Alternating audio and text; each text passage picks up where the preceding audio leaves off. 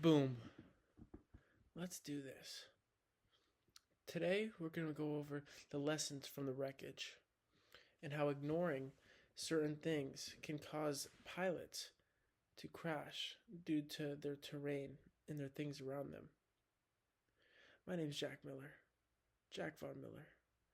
I'm in aerospace engineering at the King's Academy in West Palm, in Florida. That's in America, in North America, on Earth. It's 7 planets away from the sun, 4 planets away from Pluto, and it's pretty close to the Milky Way.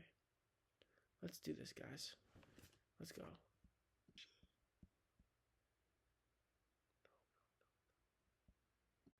Planes can crash for many different reasons. However, the ones that we're going to be going over today is pilot error, specifically with terrain and obstacles in the plane's path of flight. Some examples of this, of these terrain crashes are going to be power lines, mountains, hills, cell towers. These things, even trees, these things can be in the way of the pilot in the plane, causing crashes. Our first example here is the E-1000.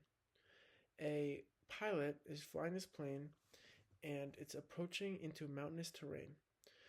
This terrain had many obstacles, including a steep incline to get to this runway. The pilot was supplied with NOTAM warnings. However, ignoring these, he flew at a low altitude and crashed into the side of the mountain. A NOTAM is a written notification issued to pilots before a flight, advising them of circumstances relating to the flying. That's that. Our second example here is going to be example Thomas Graham Teeny 2. This plane is not a commercial plane or a private plane. It is a custom-built plane. And due to being custom-built, the builder had someone filming this, which is where we're getting the information from. The airplane was filmed flying low with gear down in sight of a field that had power lines. The pilot took a left bank roll, rapidly increased his speed, and smashed into the side of these power lines. These power lines caused the plane to flip and roll and hit the ground, causing an explosion, killing the man who was flying the plane.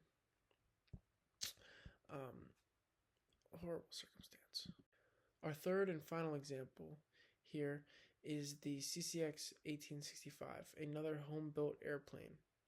However, this airplane did in fact hit power lines as well, but for different reasons. This pilot was flying at a super low altitude for reasons we don't understand, but he was also a registered pilot, which means he did have somewhat knowledge of what he was doing. The investigation is still going on, and it did also cause him to die. Finally, our words of wisdom for aircraft operators that are going to be flying planes. First thing is power lines, towers, wires, mountains, things of this nature. They're very hard to see, especially from the air. It's hard to see power lines when you're flying a plane. It's also hard to see mountains and hills at night. Flight 2 and 3 is a reminder that low-level flying around, especially around power lines, requires extreme caution and knowledge of local obstacles and things of that nature. The first example also gives us a great lesson, as we need to understand what our plane is capable of, and we need to also make sure that we're taking full notice of and advantage of the things that the pilots, controllers are giving us from outside the plane, the information that we can use to fly the plane. Lastly, before every flight, you gotta know your NOTAMs and what what people are giving you. There you go, guys. Thank you so much for joining me.